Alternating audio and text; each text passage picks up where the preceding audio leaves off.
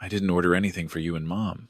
Josephine said it, then slid 2 warm, wet towels toward me and my wife, as if that was all we deserved at this table, like we didn't belong to the meal. In front of her, a steak wrapped in 24-karat gold was still steaming. I sat there quietly. No menu, no water, no place in the conversation. And in that moment, I understood something clearly. The money I had signed off on for my son just 1 week earlier, the ink was barely dry, but our worth in their eyes had been erased a long time ago. Before I tell you what happened next, if you're listening to this story right now, please subscribe to the channel and leave a comment telling me where you're listening from. Stories like this only keep being told when someone is willing to listen. Now, let me tell you what happened right after that wet towel was pushed toward us. I didn't say anything right away. At 72, I had learned that silence is sometimes the only way to truly see who a person is. I placed the wet towel on my lap, folded it neatly out of old habit. Then I sat up straight in a chair, pushed tight into the corner of the table. My wife Martha gently adjusted my collar. She didn't look at the gold-covered steak. She looked at me, as if asking, should we stand up and leave? I shook my head very slightly. Josephine's 30th birthday was being held at a restaurant overlooking the Miami Ocean. Warm lights reflected off wine glasses, off diamond watches, off expensive dresses. Everything was arranged to display abundance. Everything, except our place at the table. No menu, no welcome, no one asking if we wanted a drink. Josephine sat at the head of the table, her back straight, her hands holding knife and fork like she was attending a performance. Her mother's side of the family laughed loudly. They talked about an upcoming yacht trip, about a newly purchased penthouse. Now and then, eyes flicked toward us, quick, cold. Then, gone, as if 2 well-dressed elderly people were an unnecessary detail. I heard someone say it loud enough that we couldn't miss it. At that age, they still live so frugally. Someone chuckled. Josephine didn't stop it. She only curled her lips slightly and went back to cutting her gold-covered steak. Theodore sat beside his wife. My son. He kept his head down, staring at his phone. Not once did he look our way. No explanation. No invitation to sit closer. I was used to my son's silence. But that night, it felt heavier than usual. I wondered when a family dinner had started requiring assigned worth. While they talked about Miami real estate prices rising fast, I looked out at the ocean. The waves moved steadily. No noise, no show. I thought about the small rental apartment Martha and I live in, about our mornings, instant coffee, one old newspaper shared between us. Nothing glamorous. But never once had I felt small. Until that night. When a server passed by, I tried to ask for a glass of water, but her eyes slid past us and stopped at Josephine, waiting for a signal. Josephine didn't nod, so the young woman walked on. No apology, no question. Martha placed her hand over mine. Her hand was cold. I knew she was trying to stay calm. For many years, she had been more patient than I was. She believed her children's happiness was worth more than her own dignity. I used to believe that, too, until the wet towel was placed in front of me like a final answer. Laughter rose again from the head of the table, this time about people who live their whole lives without knowing how to enjoy them. I didn't need to hear more to know who they meant. In my mind, a very different image appeared. The check for $15,000 I had signed just 1 week earlier. The ink still fresh. I remembered that afternoon clearly. Theodore sat in our kitchen, his voice low, talking about overdue office rent, about how he just needed to get through this phase. I didn't ask many questions. I took out the checkbook, signed my name, the habit of a father who had done the same thing for 15 years. Sitting at that table, I suddenly understood the contradiction. I could fix their problems quietly, but our very presence was treated as a public inconvenience. Josephine raised her glass, clinked it with the others. She didn't turn toward us. She didn't need to. In her world, Martha and I were just background.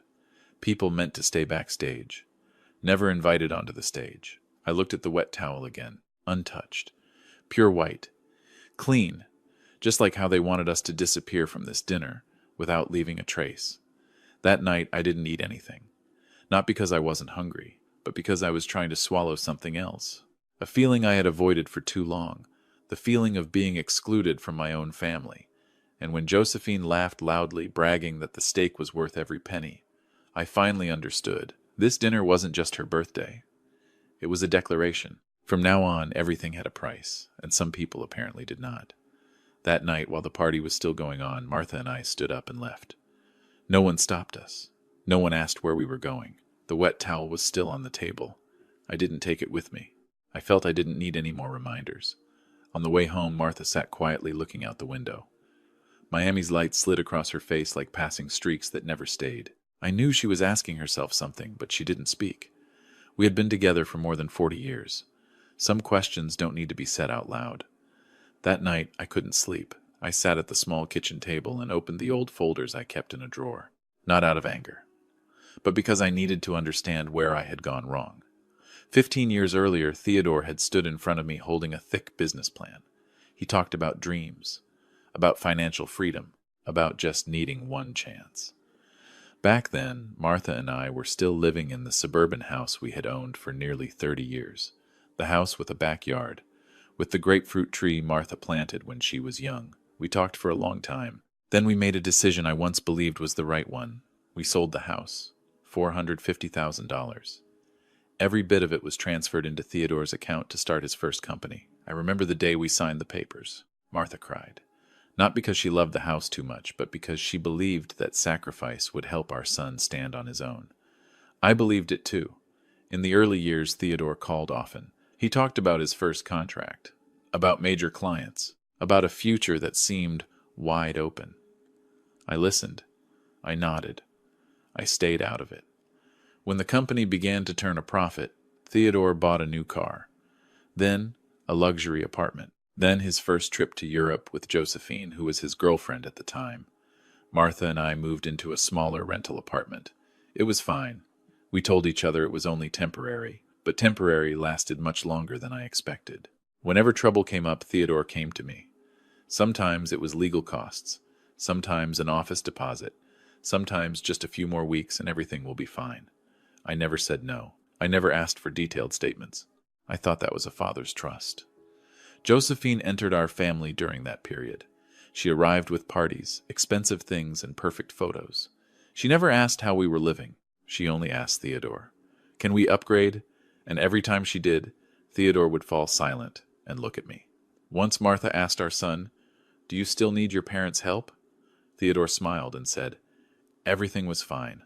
1 week later, I received a call from the bank. They asked me to confirm an unsecured loan of $50,000 under my name. I thought it was a mistake. I had never signed anything like that. When I checked, all my personal information was correct. The signature wasn't mine, but my account access had been used. I didn't make a scene. I called Theodore. He said Josephine had handled a bit of paperwork, that it was for image investment, that the money would be returned soon. I stayed silent.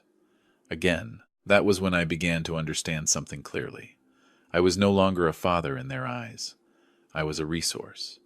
In the years that followed, their life grew more luxurious. More parties, more trips, more things they didn't truly need. And we slowly got used to not being mentioned. Not because we were poor, but because we no longer fit the image they wanted to present. I used to wonder if I was being too sensitive, if it was just a generational gap. But on Josephine's birthday night, everything became too clear to deny. That wet towel wasn't just an action. It was a final statement. Sitting in the small kitchen that night, I sorted through the papers one by one. Money transfers, guarantees, ownership documents I had never examined closely. I realized something important. Many things were still in my name. Not because I insisted on keeping them, but because Theodore had once said, "We'll deal with that later." It's easier this way. I closed my eyes and took a long breath, not to feed anger, but to keep myself clear-headed. I didn't want to destroy my son. I just wanted to stop being used under the name of family. The next morning, Martha made coffee for me. She looked at me for a long moment, then asked one simple question. "Are you okay?" I nodded. For the first time in many years, I felt I was standing at the edge of a real decision, and I knew what happened at that birthday dinner was not the end. It was only the beginning, the moment I stopped being a shadow behind someone else's shine, and finally faced the truth I had avoided for far too long. 1 week later, Theodore called me. My son's voice was softer than usual, as if it had been rehearsed. He said he wanted to make peace. He wanted to invite Martha and me to a small gathering on a friend's yacht. He said it was a way to close some unnecessary misunderstandings. I listened without interrupting. When he asked if I would come, I said yes.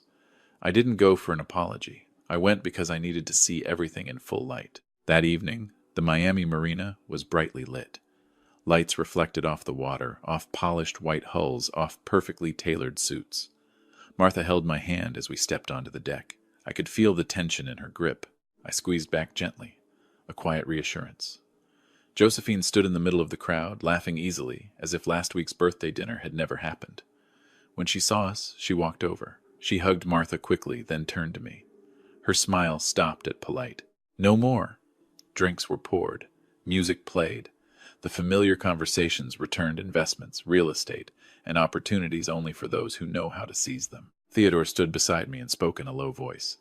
He said he needed me to sign a few documents, just procedural. He said it was a large loan, but safe. He said he only needed my help one more time. I looked straight into my son's eyes. No anger, no accusation. I asked one simple question. Have you read carefully what you're asking me to sign? Theodore froze for a moment. He said the lawyers had prepared everything. I nodded. I told him I needed more time. When everyone gathered near the center of the deck, I asked for the microphone. No one objected. They assumed I was going to make a toast. I stood there looking over familiar and unfamiliar faces, people who had shaken my hand before, people who had thanked me for raising Theodore so well. I spoke slowly, clearly enough for everyone to hear. I said I was glad to be invited. I said I had thought a lot after the recent birthday dinner. I didn't repeat details. I simply said that some people in my family were living beyond their own means. The air on the deck shifted. The music softened. Josephine looked at Theodore. Theodore looked at me. I continued. I spoke about the support I had given over the past 15 years. No emotion, just facts. Clear, calm. I talked about guarantees, transfers, about all the times it was only temporary. I didn't accuse anyone. I simply laid out the truth as it was. There were murmurs. Some people looked down at their phones. Others stared out at the sea as if searching for an exit. When I finished, I reached into my jacket pocket and took out a wet towel, the same one I had kept from the birthday dinner. I wiped my hands slowly out of habit. Then I said the sentence I had prepared in advance. I've paid for the yacht rental tonight, but from this moment on, all automatic financial support from me will stop. I didn't use harsh words. I didn't need to. The silence on the deck spoke for me. Josephine stepped forward, her voice sharper than usual. She said I was embarrassing everyone. I looked at her. Then I looked at Theodore. I said no one is embarrassed when the truth is spoken. Only illusions are broken. I took out my phone. I didn't show it to anyone. I tapped briefly. I canceled several recurring payments. The Audi Josephine drove every day was one of them. I didn't announce it. I didn't need to. Martha stood beside me silent. But I knew she understood. She had been waiting for this moment longer than I realized. Theodore didn't speak for several minutes afterward. He looked at me like I was a stranger. Maybe in his mind I had always been the one who signed, who nodded, who stood quietly behind him. I wasn't in that place anymore. The gathering ended earlier than planned.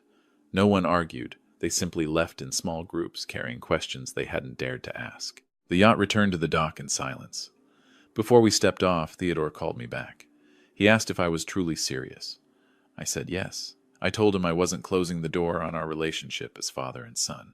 I was only closing the door on being treated as an unconditional financial solution. Josephine stood a short distance away. She didn't look at me. Maybe for the first time, she didn't know how to face me anymore. As Martha and I walked down the dock, the sea breeze brushed past us. I took a long breath, not out of relief, but because I knew that from this point on, nothing would be easy. Still, for the first time in many years, I no longer felt like I was chasing a place that never truly existed. I had stopped, and in that stillness, everything around me finally began to shift. The next morning, my phone wouldn't stop vibrating. I didn't answer right away. Martha and I sat down for breakfast like we always did. Toast, black coffee. No one mentioned the night on the yacht, but we both understood this silence was only the pause before everything came crashing down. The first call I took was from Theodore. His voice was no longer gentle. He said I had ruined everything. He said the people who were supposed to invest had pulled out. He said Josephine couldn't cover several payments that were now due. I listened. Then I asked one question very slowly. Those payments, were they based on whose money? Theodore didn't answer. The call ended in silence. That afternoon, Josephine called. This time, her voice was sharp and rushed. She said I had embarrassed her in front of her friends. She said I had no right to interfere in her marriage. I told her I hadn't interfered. I had stepped back. And that was the last right I still had for myself. In the days that followed, things moved faster than I expected. Payments were frozen. Promises were withdrawn. Some partners asked for clarification on the company's ownership structure. I didn't initiate anything during those days. I only answered when asked. And each time I did, one truth became clearer. The foundation they were standing on was never solid. One morning, Theodore showed up at our apartment. He stood outside for a long time before knocking. When I opened the door, he stepped in and looked around the small space.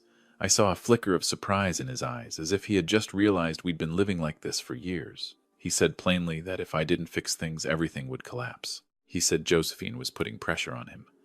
He said I was the only one who could save the company. I asked him a question I had held inside for many years. "Do you actually know who that company belongs to?" Theodore looked at me. Uncertain, I took out a folder. Documents from the day we sold the house. Temporary agreements that had never been finalized. I pointed to one line. My name was still there. 51%. He sat down. For the first time, I saw him unable to speak. I wasn't happy. I didn't feel satisfied. I just felt tired. Tired of letting things go on this long. I told Theodore I would request a full financial review. Not to punish him, but to close the ambiguity that had existed for far too long. Josephine reacted strongly. Long messages. Blame. Accusations. I didn't respond. I let the lawyer handle it. No raised voices. No accusations. Just numbers. The results came quickly. Unclear expenses. Personal payments labeled as marketing costs. Trips listed as partner meetings. No one called it anything dramatic. Just things that could no longer be ignored. Josephine's family began to distance themselves. Invitations disappeared. Calls grew rare. I realized they weren't turning away because of morality. They were turning away because of risk. One late evening, Theodore called me again. He said he couldn't sleep. He asked if I still saw him as my son. I said yes. I said what I would no longer do was act as a life raft for decisions he didn't want to take responsibility for. At one point he said that if things got worse, he would just put us in some cheap care facility and be done with it. Martha was in the kitchen. She heard it. She didn't say anything. I felt a cold run down my spine. Not from fear, but because I had just heard the distance between parents and child named so clearly. I didn't respond to that statement. I only said, "You're speaking out of panic. When you calm down, we'll talk again." I kept my word. I didn't slam the door shut, but I didn't leave it wide open anymore. In the weeks that followed, Theodore's company was forced to face reality. Some contracts were canceled. Some staff left. There was no chaos, just contraction, like a room that was too big for what it truly held. I signed an agreement to sell the shares to a large corporation. Clear terms. I took back my original capital. No more, no less. I didn't want profit from my son's collapse. I just wanted to end a cycle. The day the papers were signed, I came home early. Martha had prepared a simple dinner. She asked if I regretted it. I thought for a long time.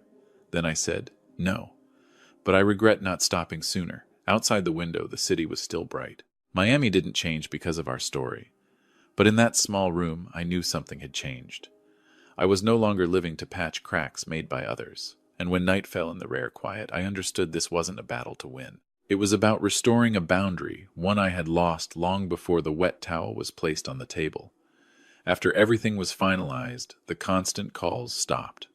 The noise faded as quickly as it had arrived. Our small apartment returned to its familiar rhythm. Quiet mornings, afternoons with sunlight stretching across the windowsill, evenings with enough time to sit beside each other without needing many words. Theodore called once after the share transfer became public. His voice was lower than before. No blame, no demands. He asked if we could meet. I agreed, not to lecture him, just to close a chapter. We met at a small cafe, no big sign out front. Theodore arrived early. He stood up when he saw me, awkward like a boy again. He apologized. Not long, not pleading. I listened. Then I nodded. I told him I didn't need promises. I only needed him to take responsibility for the choices he made. He stayed quiet for a long time. Then he said he understood. Josephine didn't come with him. I didn't ask.